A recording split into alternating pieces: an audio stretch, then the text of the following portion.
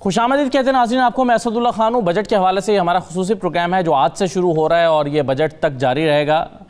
इस प्रोग्राम में जो कि आप मुसलसल अगले 2 हफ्ते तक देख सकेंगे, इसमें हम मुख्तलिफ पहलुओं पर बात करेंगे, हमारी मईशत के मुख्तलिफ पहलुओं पर, हमारे बजट के मुख्तलिफ पहलुओं पर, और रोज़ाना हम कोशिश करेंगे कि मुख्तलिफ सेक्टर्स को कवर करते चले जाएँ। यानी एक दिन पावर की बात करें डिटेल से, एक दिन एग्रीकल्चर की बात कर लें, पाकिस्तान के जो कर्ज़े हैं एक दिन उसकी बात कर लें। तो आज पहले प्रोग्राम में हम एक तो मईशत की ग्रोथ की बात करेंगे कि मईशत की ग्रोथ जो हुकूमत ने दावा किया 3.94, ये किस तरह से हुई है, इसमें मेजर फैक्टर्स कौन से हैं और कौन से सेक्टर्स में ग्रोथ की वजह से ग्रोथ हमें देखने में आ रही है।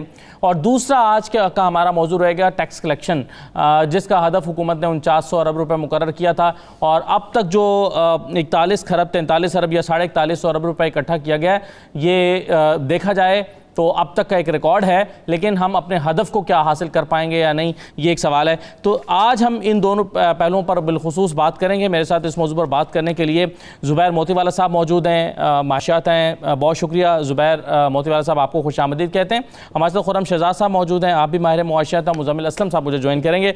मैं तमाम मेहमानों को खुशामदीद कहूँगा। ज़ुबैर मोतीवाला साहब, सबसे पहले तो सर ये बताइए, ये 3.94 जो हमने अचीव किया है, आपके ख्याल में किन सेक्टर्स में ग्रोथ की वजह से गवर्नमेंट ये फिगर हासिल कर पाई है? देखें, ये जो 3.9 है, एक तो सबसे पहली बड़ी बात ये है कि अल्लाह पाक ने बड़ी मेहरबानी की हम पर, और ये कोविड के बावजूद हमने जो है ना अपनी ग्रोथ को बेहतर किया। और ग्रोथ को बेहतर की वजह भी जो है ना वो मतलब किसी की मैं बात नहीं कर रहा, लेकिन पड़ोसी ममालिक में, हमारे कॉम्पिटिंग कंट्रीज़ में कोविड बहुत शिद्दत से फैला। जब वो फैला तो हमारे पास निस्बतन कम था और हम एक्सपोर्ट भी कर रहे थे और हमारे पास कुछ स्पेसेस भी थी, यानी हमारे पास नए ऑर्डर्स लेने की गुंजाइश भी थी हमारे पास। और हमने ये जो गवर्नमेंट की पॉलिसी आई थी 3% या 1% इनकम टैक्स रेट के ऊपर, इंटरेस्ट रेट के ऊपर जो लोन्स आई इस कैपिटल इन्वेस्टमेंट के लिए, उसने भी उसके अंदर काम किया और हमारी कैपेसिटीज़ बढ़ी। उन कैपेसिटी बढ़ने के साथ अल्लाह ने हमें मौका भी दिया और वो जो ऑर्डर्स थे वो पाकिस्तान की तरफ डाइवर्ट हुए। वो जो ऑर्डर्स पाकिस्तान की तरफ डाइवर्ट हुए तो एक्सपोर्ट जो है ना बहुत बढ़ा।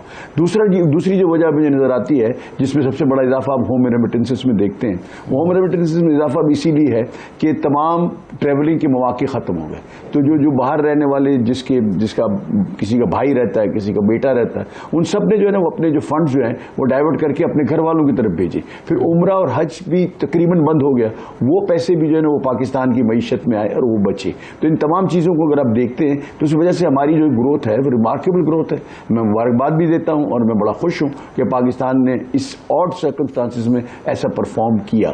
और मुझे ये कहना ये है कि ये 3.92% जो आई है, ये सब पाकिस्तानियों की और ख़ास करके बिजनेस कम्युनिटी की एक बहुत बड़ी अचीवमेंट है। इसमें सबसे बड़ा कंट्रीब्यूशन एक्सपोर्टर्स का है, फिर ट्रेडर्स का भी है और हर एक आदमी का, हर पाकिस्तानी का उसमें कंट्रीब्यूशन है। अब करना क्या चाहिए? करना ये चाहिए कि जो पॉलिसीज़ हमने ली हैं उस पॉलिसीज़ को हमको कंटिन्यू करना है। अगर आप आगे सवाल जवाब करेंगे तो ये कंटिन्यूटी में क्या कह रहा हूँ, किस वजह से कह रहा हूँ, वो अगर आएंगे तो हमारा जो इससे पहले मगर एक सवाल जो मैं ज़ुबैर साहब मेरे ज़हन में पैदा हो रहा था, जैसे आपने कुछ कुदरती फैक्टर्स की बात की कि कोविड की वजह से हमें हेल्प मिली, रेमिटेंसेस बेहतर हुए, हज उम्रा नहीं हुआ, ये तो कुछ ऐसे फैक्टर्स आ गए ना जो कुदरती तौर पर पैदा हुए।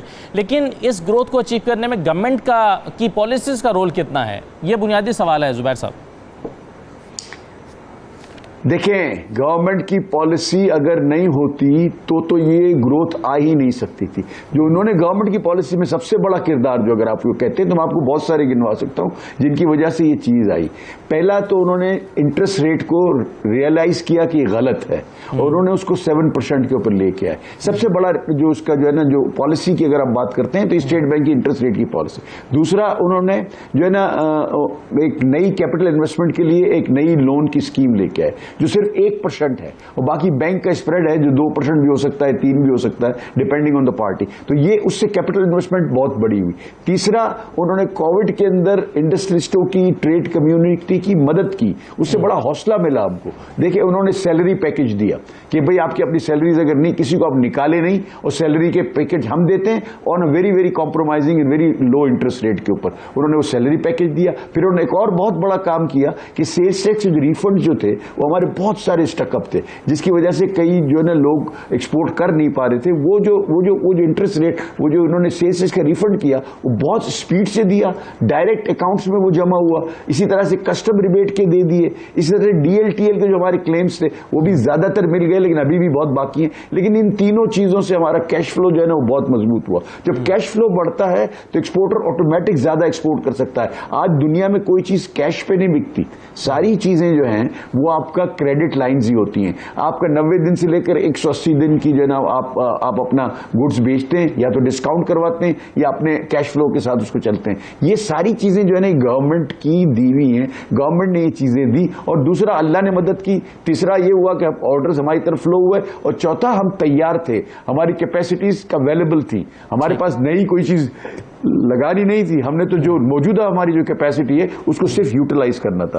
तो बड़ी जबरदस्त बात हुई है। और मैं समझता हूं कि जो इमरान खान साहब का जो ये नया जो उन्होंने GDP का टारगेट दिया 4.8% का, मैं समझता हूं कि वो अचीवेबल है। मैं सर इस पर मैं अगले हिस्से में बात करना चाहता हूं कि हमारा अगला जो टारगेट है वो हम कैसे अचीव कर पाएंगे, और फिर उससे अगले साल का जो रखा है तो वो कितना रियलिस्टिक है, इस पर तो मैं बाद में बात करता हूं। लेकिन जमीर साहब, आपकी वजह से इस पर राय क्या है, ये जो हमने अचीव किया है और फिर ये जो एकदम से हम गिर गए, पहले गवर्नमेंट आई और एकदम से हम जो है वो माइनस में चले गए और फिर एकदम से उठे हैं, तो आप इन दोनों फैक्टर्स को किस तरह से देखते हैं? यानी हम इतने अचानक से 5.8 गवर्नमेंट कहती है PMLN की, और ऑपोजिशन जो इस वक्त की है वो ये कहती है कि हम 5.8 छोड़कर गए थे और इन्होंने अचानक माइनस में ले गए और फिर अब ये अचानक उठ गए। ये कैसे हुआ आपके ख्याल में? अभी थोड़ी देर पहले आज जो है SN इकबाल साहब भी एक प्रोग्राम कर रहे थे, और जब भी कोई हुकूमत की माशी कोई बेहतर होती है चीज़ तो वो आते हैं उसको नल ऑन वाइड करने के लिए। तो उन्होंने जिक्र किया कि जो है 2013 से 18 तक पाकिस्तान का बेहतरीन माशी दौर था, और वो इतना अच्छा पाकिस्तान दे के गए थे किसी हुकूमत को कि कोई भी अगर उसको जो है आगे लेके चलता तो वो कहाँ से कहाँ चले जाता। देखें, पहली बात तो ये कि आपने 2018 की जो माशी ग्रोथ लेकर आने की कोशिश की वो इम्पोर्ट ड्रिवन थी। मैं आपको थोड़ा सा फैक्ट बता देता हूँ। अभी मैंने उनका 11वां जो उन्होंने कहा था कि 11वां 5 ईयर प्लान हमने तमाम टारगेट अचीव किए, तो वो मैंने उसे खोला अभी आपके फ़ोन से पहले और पूरा जो है उसको स्टडी किया वापस से कि अगर मैं कहीं गलत हूँ तो अपनी जो है मैं जो है वो कर लूँ, अपने आप की इस्लाह कर लूँ। ठीक है ना। तो आपको पहली एक बात बताऊँ कि 2013 से 2018 तक इन्होंने अपने 5 ईयर प्लान में 5% GDP ग्रोथ का टारगेट रखा था, अचीव किया 4.7%। ठीक है। अब उस 4.7% में आप अपना सर पकड़ के बैठ जाएंगे, पूरा कौम सर पकड़ के बैठ जाएगी कि 4.7% में 0.3% औसत ग्रोथ थी एग्रीकल्चर की। और आप अंदाजा ये लगाएं कि इस मुल्क की जो 38% आबादी है वो जो है 38% आबादी एग्रीकल्चर से डायरेक्ट क्रॉप से मुस्तफीद होती है। यानी कि 4.7% आपने 5 सालों में ग्रोथ की, जिसमें एग्रीकल्चर सिर्फ 0.3% था। 2008 से 2018 तक पाकिस्तान की कोई क्रॉप ने जो है अपनी औसत एवरेज ऊपर नहीं की, बल्कि जब ये आए थे मुस्लिम लीग नून वाले तो इन्होंने 12 मिलियन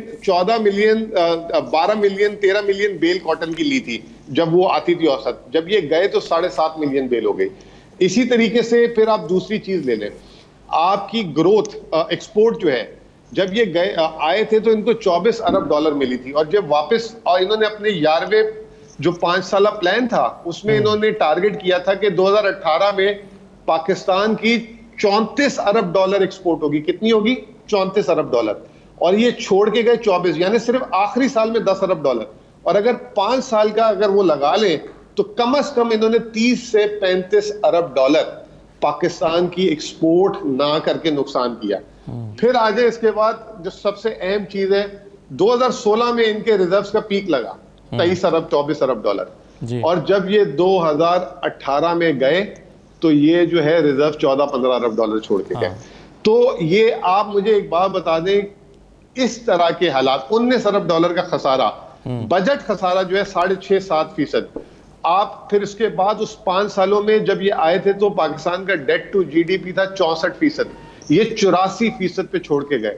तो दूसरे आने वाले के पास क्या छोड़ के गए कि उसने जो है, इन्होंने जो कर्जे लिए, जो रिजर्व खत्म किए, जो खसारे दिए, उसको संभाले या ग्रोथ पे फोकस करें। या पाकिस्तान को दिवालिया कर देते, उस वक्त वो ऐलान कर देते कि हम पूरी दुनिया को पेमेंट नहीं करेंगे, पाकिस्तान डिफॉल्ट कर रहा है कि पुरानी हुकूमत ये काम करके गई। फिर उसके बाद आप आ जाए, इनके 5 साल दौर में एक ऑयल ब्लॉक एक्सप्लोरेशन के लिए इन्होंने ऑक्शन नहीं किया, एक ऑयल ब्लॉक। ये खुर्रम शहजाद भी आपके साथ फोन में, ये एनर्जी एक्सपर्ट है, ये आपको कंफर्म करेंगे ये बात। एक एग्रीकल्चर का मैंने आपको बता दिया औसतन 0.3% ग्रोथ। आईपीपीस के पुराने मसलों को हल नहीं किया, नए आईपीपीस इतने महंगे दे गए, इतने महंगे निर्ख में दे गए कि वो जो है कोई, जिसे कहते हैं कि पाकिस्तान के अमेरिका से भी अगर आप कोई एक्सपर्ट ले आते वजीर खजाना या वजीर आजम, तो वो भी नहीं कर सकता था उसमें। फिर इसके बाद 1963 को जो है, जो पाकिस्तान का मोमेंट डैम का आइडिया कंसीव हुआ था, वो 2021 में जाके अभी इन्होंने फंड रिलीज किए। जब 2018 में जा रहे थे 2 अरब रुपए, 300 अरब रुपए के प्रोजेक्ट में 2 अरब रुपए रिलीज करके गए। 200 अरब रुपए की इन्होंने ऑरेंज लाइन बना दी, लेकिन डैम पे पैसे खर्च नहीं किए। तो उस दौर में तेल दबा के इंपोर्ट कराया, बाहर से जो है इन्होंने बिजली घर महंगे दिए, ज़राअत आपकी 0.3% पे, एक्सपोर्ट आपकी जो है 0.8% टोटल ग्रोथ, रिजर्व अब आधे करके गए।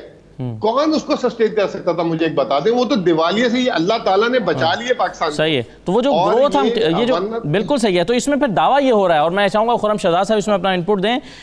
इसमें जो एक ऑपोजिशन की तरफ से दावा खुर्रम साहब होता है वो ये है कि आप जो हम छोड़ कर गए थे, अगर वहां से आप टेक ऑफ करते और आगे जाते तो फिर हम मानते ये ग्रोथ है।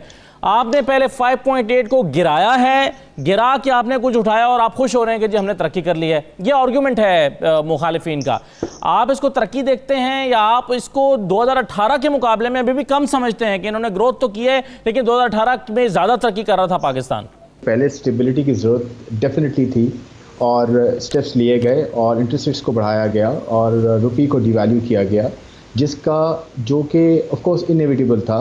ग्रोथ या तो कंटिन्यू की जा सकती थी या फिर स्टेबिलिटी की जा सकती थी, क्योंकि हमारा करंट अकाउंट बहुत ज़्यादा जो है वो इस नहज पे पहुंच गया था कि वो उस वक्त हम डिफ़ॉल्ट पोजीशन में शायद चले जाते कुछ ही टाइम बाद। तो उस वक्त ये स्टेबिलिटी जो है ज़रूरी थी, एक कड़वी गोली लेना ज़रूरी थी ऊपर, लेकिन उसके आज अभी तक उसके असरात हैं। अच्छी बात यह कि रिवर्सल्स कुछ हुए हैं, इंटरेस्ट रेट्स को जैसे हमारे कलीग्स ने कहा कि कम कर दिया गया, रुपये स्टेबल हो गया है और आहिस्ता आहिस्ता बेहतरी आना शुरू हुई है। और दूसरी बात, अभी जो आपका सवाल है, देखें बात यह है कि इसमें कोई दो राय नहीं है कि हमारे यहाँ ग्रोथ मोमेंटम जो है वो बहुत बेहतर हुआ है, बहुत अच्छा हुआ है लास्ट ईयर के मुकाबले में। ऑफ कोर्स कोविड से हम निकल के आए, हम जो है जुलाई में ओपन हुए थे और अल्लाह का शुक्र है LSM से लेकर एग्रीकल्चर की अभी जो है प्रोडक्शन आई है और फिर आपका रिटेल एंड ट्रेड में जो है वो ग्रोथ आई है। तो ओवरऑल जहाँ तक ताल्लुक़ है इस चीज़ का कि क्या इकॉनमी में ग्रोथ है या नहीं, दो चीज़ें ना, कि इकॉनमी में ऑन ग्राउंड ग्रोथ है या नहीं और नंबर्स क्या कह रहे हैं। देखिए नंबर्स जो है ना, मैं पहले भी कह चुका हूँ कि कोई ऑथेंटिकेट इस तरह से नहीं कर सकता, या अप्रॉक्सीमेशंस होती हैं, ये एस्टिमेट्स होते हैं। इस पे बात की जा सकती है कि मेथडोलॉजीज़ क्या यूज़ हो रही हैं, क्या इम्प्रूव कर सकते हैं हम। ये स्ट्रक्चरल प्रॉब्लम है हमारा कि हमें सही तरीके से डेटा इनपुट करनी पड़ेगी और इसको रिविज़िट करना पड़ेगा कि GDP कैलकुलेशंस में बेस क्या लिए गए हैं। 2006 का अगर बेस लिया गया है लाइव स्टॉक की जो है वो कंसेंसस का, तो वो गलत है। वो आज हो सकता है हम अंडर रिपोर्ट कर रहे हो अपनी इकॉनमी, ये भी हो सकता है।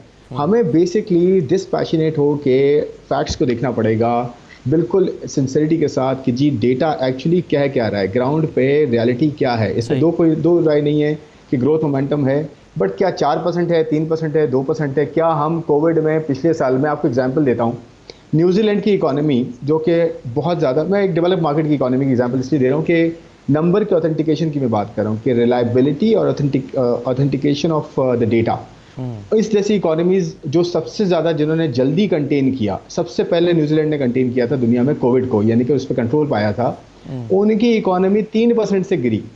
तो हमारी एक सस्पिशन क्रिएट होता है, हमारी इकॉनमी 0.5% से सिर्फ कैसे गिर सकती है। हो सकता है हमारे यहाँ डिक्लाइन ज़्यादा हो। अच्छा, एक तरीका ये है कि पहले नंबर्स प्रोविजनल आते हैं, फिर जो है रिवाइज आते हैं, फिर एक्चुअल आते हैं। मैं इस चीज़ पे भी कहना चाहता हूँ कि हमारी इकॉनमी पे बहुत लेट जो है रिपोर्टिंग होती है। हमारे यहाँ क्वार्टरली GDPs नहीं है, हमें पता ही नहीं होता हम कहाँ खड़े हैं, हम एस्टिमेट्स पे चल रहे होते हैं। आज भी देखें 9 महीने के नंबर पे हमने एस्टिमेट्स दिए हैं। यू नेवर नो, इससे ज़्यादा भी नंबर हो सकता है, कम भी हो सकता है। क्या लास्ट ईयर का कम हो सकता है नंबर? बिल्कुल हो सकता है, बिल्कुल लाइक्लीहुड है कि कल पिछला जो नंबर है, देखिए जो हम V-शेप रिकवरी की बात करते हैं, ये V-शेप रिकवरी इसको नहीं कहते कि 0.5 से 4% पे जाना या 3.9% पे जाना, ये V-शेप नहीं है। वी शेप ये होती है कि आप जितने से गिर रहे हैं ऑलमोस्ट उतने से ही वापस रिकवर कर जाएं। जी। तो हम तो एक्चुअली बड़े ज़्यादा हैं इस हिसाब से। तो देखिए, देखना ये होगा कि क्या हम डेटा को सही तरीके से इनपुट कर रहे हैं, मेथोडोलॉजीज क्या हैं, स्ट्रक्चर्स क्या हैं, हमारे क्या कैप्चर कर सकते हैं। हमारे तो कैश इकोनॉमी है 30-40%। तो हम तो कोई अगर कोई चाय पी रहा है किसी दुकान पे बैठ के, किसी ढाबे पे बैठ के चाय पी रहे हैं, तो वो उसको कैसे आप कैप्चर करेंगे इकोनॉमी पे। तो देखिए, डेटा पे क्वेश्चंस हमेशा से रहे, ये इस गवर्नमेंट का मसला नहीं है, ये तो ओवरऑल प्रॉब्लम्स हमारी आई हैं, हमें जिसको ठीक करना है। अदरवाइज इकोनॉमी में मोमेंटम बन रहा है, बहुत अच्छे डिसीजंस लिए भी गए हैं, इन्वेस्टमेंट को प्रमोट करने के लिए मजीद डिसीजन लिए जाएं ताकि हमारी इकोनॉमी में मजीद बेहतरी है, एम्प्लॉयमेंट जनरेट और इन्फ्लेशन को नीचे किया। राइट सर, मैं बिल्कुल सही है। एक सवाल इस ज़मन में मैं करके और फिर मैं आगे ज़रा सेक्टर्स की तरफ आता हूँ, सर्विसेज की तरफ और इंडस्ट्रियल की तरफ, और फिर हम देखते हैं एग्रीकल्चर में क्या हुआ है। लेकिन आखिरी सवाल इस ज़मन में ज़ुबैर साहब वो ये है, मैं पूछना ये चाह रहा हूँ कि हम इस वक्त खुश हो रहे हैं 3.94 पे, उसके मुख्तलिफ जो फैक्टर्स है उस पर बात कर रहे हैं, हम इसको पिछले साल के मुकाबले में कंपेयर करके खुश हो रहे हैं, या हम इसको 2018 की जो इकोनॉमी पिछली गवर्नमेंट छोड़ के गई थी उसके कंपैरिजन में देखकर भी हमें ये हौसला अफजा फिगर्स हैं कि जी 2018 के मुकाबले में, क्योंकि इसमें वही सवाल कि गवर्नमेंट ये पिछली गवर्नमेंट ये क्लेम करती है कि हम तो जी 5.8 पर छोड़ के गए थे, आपने क्या कमाल किया, आप तो अभी भी उससे नीचे खड़े हुए हैं। तो हम इसको किन फिगर्स के साथ कंपेयर करके इसको हौसला अफजा कहेंगे ज़ुबैर साहब? नहीं, देखिए बात यह है कि हिस्ट्री तो किसी को माफ नहीं करती, ना वो दोबारा बन सकती। You can't create the history. History एक ऐसी चीज होती है जो कि बन गई। 5.8% का था, बिल्कुल फिगर हमको पता है कि वो था। हम खुश इस बात पे नहीं हो रहे कि कोई हमने पहले इसको डिप गए फिर वापस निकले हैं तो अब उन्होंने हमें बढ़ गया, ये ऐसी कोई बात नहीं। हम जो खुश हो रहे हैं वो इस बात पे हो रहे हैं कि आप दुनिया की जब दूसरी मुल्कों के साथ अपना कंपेरिजन करते हैं तो आप खुश होते हैं। इंडिया को आप देख लें क्या पोजीशन है, आप बांग्लादेश को देख लें 0.5%, इंडिया -8%। आप सोचो तो सही, इतना बड़ी इकोनॉमी और -8%, और हम बात करें 3.92% की ग्रोथ की। हम इस बात पे खुश हो रहे हैं। हम ये नहीं कह रहे कि जो पहले से इकोनॉमी थी उसको पहले आपने 1% पे ले आए, माइनस में लेके गए, फिर आप 3.9 करके शादियां नहीं बजा रहे हैं। मैं ये नहीं कह रहा। देखिए, ये पॉलिटिकल बयानात है, हमारा पॉलिटिक्स से कोई ताल्लुक नहीं। मतलब कोविड से जोड़कर ही देखा जा सकता है, कोविड को नजरअंदाज नहीं कर सकते हम इकोनॉमी को एनालाइज करते हैं। हम देखिए, हम तो इकोनॉमी की बात कर रहे हैं कि इकोनॉमी आज किस स्टेज पे है, हम किस लिए खुश हो रहे हैं और हम कैसे कर रहे हैं। दूसरी बात ये है, देखिए कि हर चीज जो है ना नंबर से वाजे होती है। आप मुझे ये बताएं कि जो एक्सपोर्ट का नंबर आ रहा है पहले आया कभी? अब ये कितने साल के बाद ये नंबर को हम पहुंच रहे हैं? हम जो है ना ये 21-22 के ऊपर पिछले 6-7 साल से हैं। इससे पहले जब जो ये एक क्वांटम जंप आया था वो मुशर्रफ साहब ने जब बहुत प्रेगमेटिक किस्म की पॉलिसियां दी थी जब आया था। आज ये नंबर मुझे नजर आ रहा है कि हम 24-25 बिलियन के टारगेट को वापस फिर वहां पहुंचेंगे और इससे हम आगे बढ़ेंगे। तो बात यह है कि हम तो नंबर्स की बात कर रहे हैं। दूसरी बात यह है कि जब हम रिजर्व की बात कर रहे हैं हम नंबर्स की बात कर रहे हैं। हम जब बात कर रहे हैं होम रेमिटेंसेस की तो हम नंबर की बात कर रहे हैं। ये नंबर और जो बातें वो कर रहे हैं और जो बात हकायक है वो बिल्कुल मुख्तलिफ हैं। हकायक के साथ उनको जरूर देखना पड़ता है कि रेफरेंस टू कॉन्टेक्स्ट क्या है। रेफरेंस टू कॉन्टेक्स्ट ये है कि in spite of the pandemic Pakistan has shown results, has progressed. अब अगर वो जाहिर है जब वो नीचे गया तो उसकी वजह क्या थी? इनसे ये पूछना चाहिए आपको कि देखें, हमको ये बता, अच्छा जी ठीक है 5.8 था, ये नीचे कैसे गया?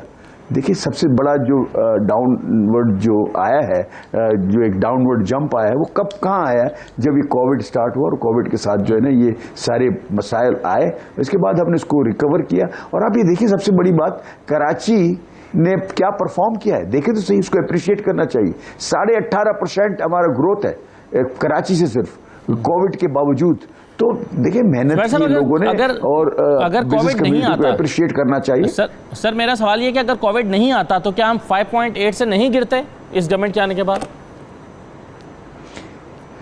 देखिए, कोविड अगर नहीं आता और अगर ये पॉलिसियां जो उन्होंने अगर इंटरेस्ट रेट गिरा देते सेल्स के रिफंड दे देते। जो उन्होंने अभी ये काम किए हैं, अगर यही काम वो करते और हमारे कैश फ्लोज को ठीक कर लेते तो मैं समझता हूं कि इससे भी ज़्यादा ग्रोथ आती। अच्छा, बिल्कुल सही है सर। एक छोटा सा ब्रेक लेता हूं, फिर मैं ब्रेक के बाद देखते हैं कि जो अगला हदफ मुकर्रर किया गया है वो कैसे अचीव किया जा सकता है, और ख़ास तौर पर हम देखते हैं कि सर्विसेज सेक्टर और इंडस्ट्री सेक्टर में जो ग्रोथ आई है वो गवर्नमेंट की किन पॉलिसीज़ की वजह से आई है, यानी क्या इकदाम गवर्नमेंट ने ऐसे उठाए कि इन सेक्टर्स में ग्रोथ आई है इस मरतबा। तो एक छोटा सा ब्रेक लेते हैं, ब्रेक के बाद इस पर बात करते हैं।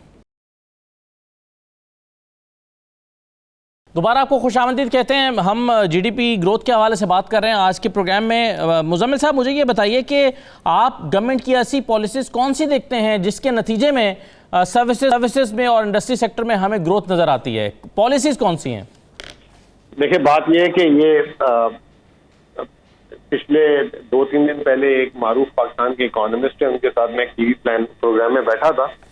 तो उन्होंने पहले बोला कि जी ये जो 4% ग्रोथ आ गई है, ये हाथ चापी है, ये बेस इफेक्ट है, गवर्नमेंट की कोई पॉलिसीज नहीं। तो फिर मैंने उनको गिनवाई एक एक करके पिछले 1 साल में, जिसमें एक पॉलिसी जो है जुबैर साहब ने भी बताई कि शरह सूद को जिस तरीके से नीचे किया स्टेट बैंक ने, फिर उसके बाद जो है स्टेट बैंक ने टर्फ दिया टेम्परेरी इकोनॉमिक रीफाइनेंस स्कीम में तकरीबन 480 अरब रुपए वो एलोकेट किए, पेरोल स्कीम की 1 साल के लिए इंटरेस्ट डेफर किया। ये तमाम तो थी स्टेट बैंक से मुंसलिक। फिर आप आ जाए हुकूमत पाकिस्तान पे। हुकूमत पाकिस्तान, जैसे अभी बात हो रही थी कि ज़राअत जो है, ये सारा इस वक्त मार्केट में फील गुड सेक्टर है वो ज़राअत, क्योंकि इस वक्त मुल्क की सबसे बड़ी आबादी जिस कारोबार से मुंसलिक है वो ज़राअत है। तो फील गुड सेक्टर ज़राअत से आया। उसमें आपको याद होगा कि 2 चीजें इन्होंने बहुत अहम की। एक तो इन्होंने ये की कि ये जो है गंदम की जो है सपोर्ट प्राइस जो 2016 से 2018 तक 19 तक तब्दील नहीं हुई थी, उसको जो है सीधा 1350 से पहले 1600 फिर 1800 फिर 2000 कर दिया। फिर इसके अलावा जो आपको याद होगा ये चीनी का क्राइसिस है, ये ब्लेसिंग इन डिस्गाइज, क्योंकि चीनी के क्राइसिस में हमेशा से शुगर मिलर्स जो है वो किसान को फंसा के रखते थे और उसको टाइमली पेमेंट नहीं करते थे और नीचे भी पेमेंट करते थे। उस निजाम को भी ठीक किया। तीसरा ये एग्रीकल्चर, फिर एग्रीकल्चर फाइनेंस रिलेटेड ये तमाम चीजों को भी हुकूमत ने पुश किया।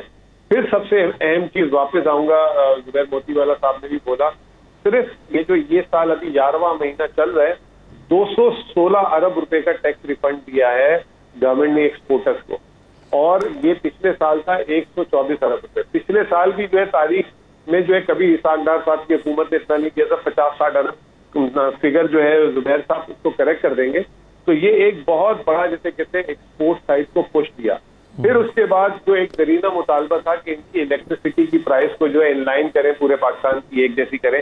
पंजाब वालों की थी और सिंध वालों का था कि जी जो है हमें लॉन्ग टर्म प्राइस दे दें ताकि हम उस पर काम कर सकें, वो किया। फिर जो है आप ये देखें कि 2 साल से पाकिस्तान में मिनी बजट का जो कल्चर है उसको खत्म कर दिया गया तकरीबन। अभी ये जो है पिछले महीने एक इनकम टैक्स ऑर्डिनेंस निकला, वो भी जो है बड़ी मुश्किल से, क्योंकि IMF जो है 1.25 साल से प्रोग्राम सस्पेंड करके बैठा हुआ था, हुकूमत नहीं चाह रही थी करना। अब उनके साथ जो बातें की हुई थी कि इस बजट में तनख्वाहों में रद्दोबदल करेंगे और बिजली की कीमत बढ़ाएगी, हुकूमत ने फिर कहा कि हम IMF से बात करेंगे। तो ये जो पॉलिसी साइड, अच्छा फिर IPPs की तरफ आ जाए, IPPs की तरफ भी इन्होंने जो मुआहिदों को वापस से रिविजिट करवाया और उसमें जो है पाकिस्तान की बेहतरी के लिए जो है तकरीबन 800 अरब रुपए अगले 10 सालों में वहां पे बचत होगी। तो फिर आप आ जाए, सबसे जो बड़ा पाकिस्तान का मसला आज भी है जो अभी तक काफी हद तक हल नहीं हुआ, वो है पब्लिक सेक्टर इंटरप्राइजेस के लॉसेस। इसमें 2-3 बड़े जिन है, एक PIA है, एक स्टील मिल है और एक वापडा है। PIA आपने देख लिया कि उन्होंने जो है तकरीबन लोगों को ले ऑफ कर दिया, गोल्डन हैंडशेक देके बाहर भेज दिया। स्टील मिल बंद कर दी, स्टील मिल में भी इन्होंने कह दिया आप पैसे ले लें। इन्होंने कतई नजर अपनी पॉपुलैरिटी को साइड में रखा कि भाड़ में जाए पॉपुलैरिटी, और इन्होंने इस पे काम किया। वापडा आप देख लें कंटिन्यूसली जो है गवर्नमेंट लगी हुई है, ये IPPs की साइड से, ट्रांसमिशन लॉसेस की साइड से, इसमें भी लगी हुई है। तो इन्होंने इस पे भी आके काम किया। तो और किस तरीके की पॉलिसी चाहिए? फिर टैक्स पे आ जाए आप। टैक्स पे आपको पता है कितना कुछ चोरी होता था। इन्होंने जो है एक पॉइंट ऑफ सेल सिस्टम लगाया कि जो बड़े बड़े स्टोर्स हैं, जैसे कराची में इम्तियाज है, रफ्ताड़ी है, इस तरह के, जैसे ही वो सेल करेंगे जो है पॉइंट ऑफ सेल SBR को रिपोर्टिंग हो जाएगी, वहां से टैक्स जो है अब जो है हुकूमत को बेहतर मिलना शुरू हो गया। स्मगलिंग कितना बड़ा मसला था, ईरान के साथ क्रैक डाउन किया, लोगों को उठाया, ये सारी चीजें की। फिर आप आ जाए, अभी एक ट्रैक एंड ट्रेस सिस्टम शुरू हुआ है, शुगर मिल, सीमेंट की, ये वो, के वहां से भी सुना था कि एक्साइज ड्यूटी, ये वो मशरूबात की फैक्ट्री से, सिगरेट की फैक्ट्री से हो रहा है, वहां पे ट्रैक एंड ट्रेस सिस्टम पे काम शुरू कर दिया। सही है। तो आप कह रहे हैं हादसाती तौर पर नहीं हुआ, ये बहुत सारे फैक्टर्स हैं, मैंने आपको गिनवा दिया। अगर ये चीजें पहले थी तो मुझे कोई करेक्ट कर दे, मैं I am ready to welcome. चले, मैं खुर्रम शहजाद साहब से भी चाहूंगा कि इसी पर अपनी राय का इजहार करें। खुर्रम साहब, ये हादसाती तौर पर नहीं हुआ, गवर्नमेंट ने इनिशिएटिव्स लिए हैं। मेरा बुनियादी सवाल यही था कि सर्विसेज सेक्टर में, इंडस्ट्री में, ज़राअत में हमें जो ग्रोथ देखने में आई है, ये ग्रोथ के पीछे पॉलिसीज़ क्या हैं? तो आप इस पर क्या पॉइंट्स हाईलाइट करना चाहेंगे? देखिए, ऑलरेडी मेरे दोनों कोलीग्स ने बहुत अच्छी तरह से डिटेल में एक्सप्लेन किया है। तो मेरे ख्याल में, मैं ऑफ कोर्स पॉजिटिव्स तो ऑलरेडी डिस्कस हो चुके हैं। कहाँ पे हमें जो है वो कॉन्सेंट्रेट अब करना चाहिए, अब हमें करना क्या चाहिए, वे फॉरवर्ड क्या होना चाहिए, हम उस पर बात कर लेते हैं। मैं उस पर थोड़ा सा अपना व्यू ये देना चाहता हूँ कि हमें स्ट्रक्चरल जो इश्यूज़ हैं उन पे काम करना पड़ेगा। और देखें, ग्रोथ चलना शुरू हो गई है, ग्रोथ आना शुरू हो गई अल्हम्दुलिल्लाह। पिछले कुछ 6, 7, 8 महीनों से ग्राउंड पे आपको एक्टिविटी नज़र आ रही है, डिस्पाइट द फैक्ट कि अभी ये थर्ड वेव चल रही है। कराची मोस्ट अफेक्टेड है इस वक्त, सिंध मोस्ट अफेक्टेड है, और होपफुली कि ये महीना कोई इतना ज़्यादा जो है वो ख़राब ना जाए, ताकि हमारी जो टैक्स कलेक्शन है वो क्लोज टू टारगेट जो है वो पहुँचे। क्योंकि पिछले महीने में टैक्स कलेक्शन अफेक्ट हुई है 10 दिन क्लोजर की वजह से। ऑफ कोर्स वो इनएविटेबल था। तो कहने का मतलब ये कि हमें डेट साइड पे बहुत काम करना है। अपनी जो पब्लिक फाइनेंसेस है उनकी सिचुएशन बहुत ख़राब है अभी भी। हमारे यहाँ जो है वो टैक्सेस जो कलेक्ट हो रहे हैं, तकरीबन सबका सब, अभी टैक्सेस की मैं बात कर रहा हूँ, टोटल टैक्सेस की नहीं।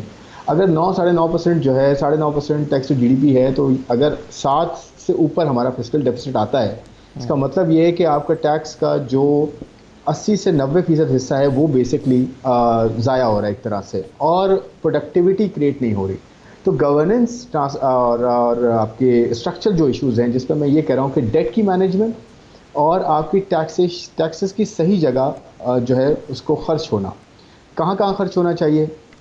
Public sector development program, of course government ने भी कहा है कि उस पर जो है वो उसको बढ़ाएंगे, और अगर 1 ट्रिलियन तक लेके जाते हैं और उस तरफ पुश करते हैं तो नेचुरली ग्रोथ का एक इम्पैक्ट वहाँ से भी आना शुरू होगा। दूसरा, अफेयर्स ऑफ द गवर्नमेंट की जो अफेयर्स हैं, रन करने के जो उसके अखराजात हैं, उनको जितना कट किया जा सकता है। ओवरलैपिंग है आपकी जो है काफ़ी मिनिस्ट्रीज़ की, प्रोविंशियल और फेडरल की, उनको जो है वो एफिशिएंट बनाएं, उनको कम करें। जो हिस्सा आपने प्रोविंसेस को दिया है उनसे अकाउंटेबिलिटी लें, उनसे कहें कि जी आपको जो पैसा मिल रहा है टैक्सेस में, वो आप हमें सरप्लस की सूरत में वापस दे देते हैं, आप खर्च कहाँ कर रहे हैं, अपने टारगेट्स कैसे पूरे कर रहे हैं। फिर डिवोल्यूशन पे बात हो, मज़ीद डिवोल्यूशन पे बात हो कि हम जो प्रोविंसेस को दे रहे हैं वो नीचे डिसेंट्रलाइज किया जा रहा है, नहीं किया जा रहा है लोकल गवर्नमेंट को। फिर आपके पास जो डेट की मैनेजमेंट है, ये बहुत, देखिए सबसे बड़ा इस वक्त जो हमारा इशू है ना, वो डेट का है। क्योंकि डेट जो है ना आपकी ग्रोथ को रोकेगा। क्यों रोकेगा, कैसे रोकेगा, कि आप जितना कर्जा लेंगे उससे ज़्यादा आप कर्जा अगर वापस कर रहे होंगे तो आपका, अब हम इस बहस में नहीं पढ़ते ना कि पिछलों ने किया अगलों ने किया, अब हम ये कहते हैं कि situation at hand, problem at hand है, इसको हल कैसे करना है। तो डेट की मैनेजमेंट पे काम किया जाए, एफिशिएंसी लाई जाए, फॉरेन डेट अच्छे प्राइसिंग पे लाया जाए। आज मार्केट दुनिया में जो है वो लिक्विडिटी बहुत ज़्यादा है, फ्लश ऑफ लिक्विडिटी अगले 2 साल में। रेट्स आपके 1 to 2% हार्डली नहीं है, आप उसमें स्प्रेड मिला लें, वैसे तो 0% भी हैं, और माइनस जो है वो माइनस में भी चल रहे हैं कुछ जो है स्टेट्स में। तो मेरे ख्याल में डेट की मैनेजमेंट, पब्लिक फाइनेंसेस को ठीक करना, अखराजात को कम करना, टैक्सेस हम जितने भी इकट्ठे कर लें, एक तो उनका यूज़, प्रोडक्टिव यूज़ क्या होना वो हमें डिसाइड करना है, प्लस बजट में, इस बजट में।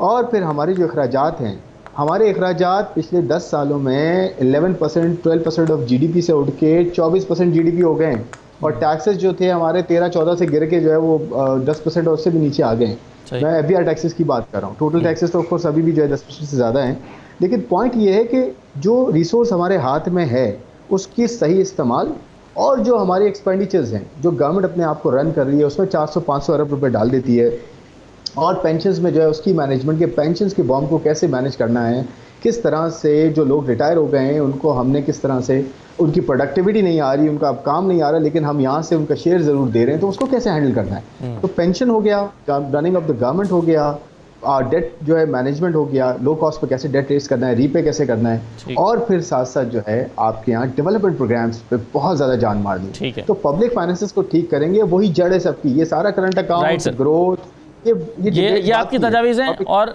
इसी पर जो है वो जुबैर मोतीवाला साहब भी बात करना चाह रहे थे कि किस तरह से इसको हम सस्टेन कर सकते हैं। तो जुबैर साहब, वो जो आप शुरू में बात करना चाह रहे थे कि हम आपकी जो तसलसल है पॉलिसीज़ का, वो कैसे हो सकता है और कौन से सेक्टर्स इंपॉर्टेंट है जहाँ पर तसलसल होना चाहिए, जुबैर साहब? देखिए, गवर्नमेंट को सिर्फ इतना देखना है कि जो हमारी मैन्युफैक्चरिंग कॉस्ट और कॉस्ट ऑफ डूइंग बिजनेस जो है वो एट पार है विद कॉम्पीटिंग कंट्रीज। सिर्फ इतना अगर वो मॉनिटर करें और उसको वक्त पे वक्त उसको ठीक करते रहें, किसी और पॉलिसी की ज़रूरत नहीं।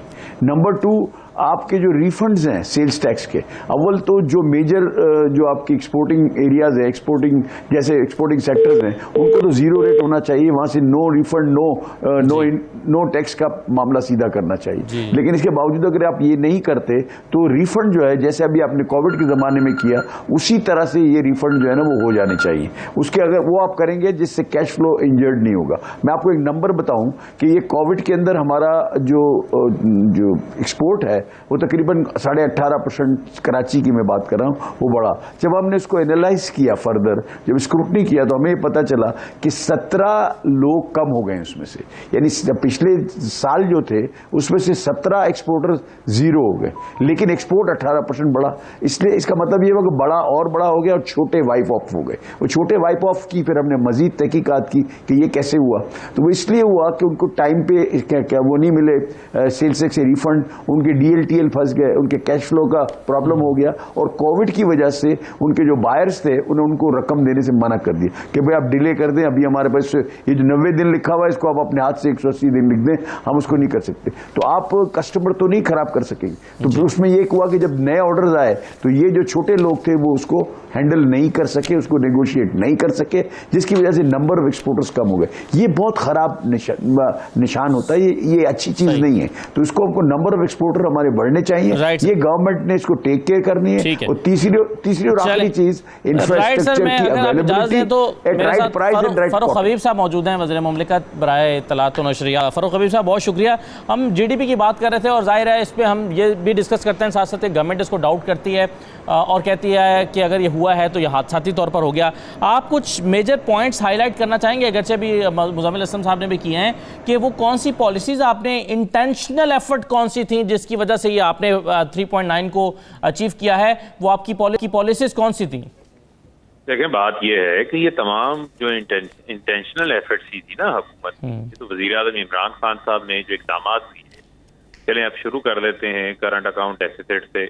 हमें 19.2 बिलियन पे ऊपर मिला था, और इसाक डार की अगर आप खुद एक प्रेस कॉन्फ्रेंस है 2016 में उन्होंने की हुई है, वो मीडिया के ऊपर भी चल रही है, जिसमें उन्होंने कहा था कि करंट अकाउंट डेफिसिट हमने कम करना है, एक्सपोर्ट्स को हमने 45 बिलियन डॉलर के ऊपर लेके जाना है। वो करंट अकाउंट डेफिसिट उनको तो 2 बिलियन डॉलर पे मिला था जब पीपल्स पार्टी की हुकूमत खत्म हुई थी और नून की शुरू हुई थी 2013 में, तो वो उसको उन्होंने 19.2 पे पहुंचा दिया। और जो एक्सपोर्ट्स जो 24 बिलियन डॉलर पे मिली थी उनको 2013 में, उनको वो कम करके 20 बिलियन डॉलर के ऊपर ले आए थे। अब जब हमें हुकूमत मिली तो हमारे सामने चैलेंजेस थे। सबसे बड़ा चैलेंज ये था कि मुल्क बैंक डिफॉल्ट पे खड़ा था, 15 दिन के आपके पास फॉरेन रिजर्व थे, स्टेट बैंक के पास टोटल रिजर्व 9 बिलियन डॉलर के थे, और आपने उसी साल 10 बिलियन डॉलर की कर्जे वापस करने थे, और आपके पास इंपोर्ट बिल पे करने के जो है वो पैसे मौजूद नहीं थे। लेकिन वज़ीर आज़म इमरान खान साहब ने जो इक़दाम लिए, आज आप उनसे देखें, ना सिर्फ हमारी एक्सपोर्ट्स के अंदर इजाफा हुआ, एक्सपोर्ट्स में इजाफा राइट अवे जब हम आए तो हमने हुकूमत में आने से पहले टेक्सटाइल पॉलिसी अपनी लेकर आए थे। आप देखें कि 18वीं तरमीम के मौका के ऊपर नवाज शरीफ की आंखों पे पट्टी बांध दी गई थी तीसरी बार वज़ीर आज़म बनने के लिए, और सिंध में जो है वो जहां जिस सूबे से गैस निकलेगी उस सूबे में गैस सस्ती होगी और बाकी सूबों में महंगी होगी। जो हमारी दीगर सूबों में इंडस्ट्री थी वो उससे सफर कर रही थी। यही वजह थी कि फैसलाबाद जैसे शहर टेक्सटाइल का कब्रिस्तान बने हुए थे, स्पिनिंग मिलें बंद पड़ी थी, पावर लूम लोग कबाड़ के भाव बेच रहे थे। हमने आते साथ जो है उनको एक रेट पे लेकर आए, गैस के रेट $6.5 पर MMBTU पे मुकर्रर किए, 0.75 सेंट के ऊपर हमने बिजली के रेट मुकर्रर। और आप ये देखें उसकी वजह से जो उनकी कॉस्ट ऑफ डूइंग बिजनेस थी वो अपने मुल्क में कंपेटिबल हो गए, और एक्सपोर्ट्स जो है वो हमारी बैरून मुल्क बढ़ना शुरू हो गई। जब कोविड आया तो कोविड के दौरान ये सारे कह रहे थे लॉकडाउन लगा दें, हमने एक दिन इंडस्ट्री बंद नहीं होने दी, बल्कि एसओपीज भी फॉलो करवाए और इंडस्ट्री का काम भी चला। पे रोल पैकेज हम लेकर आए, उस दौरान आपके इल्म में होगा कि एक लेबर को भी हमने ले ऑफ नहीं होने दिया, स्टेट बैंक लेकर आया, स्टेट बैंक ने अपने इंटरेस्ट रेट को कम किया।